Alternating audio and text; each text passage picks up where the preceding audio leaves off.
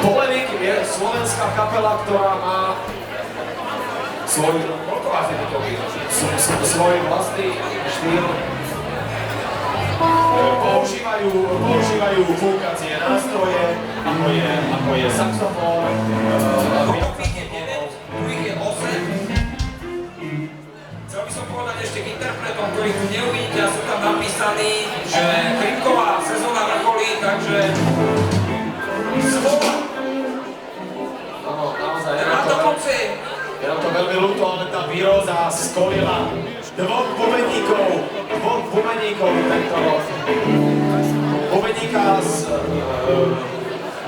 zo skupiny X. Nemám to konci. Dibike. Takže 3, 2, 1, polemík!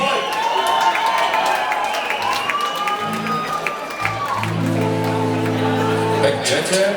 Hej.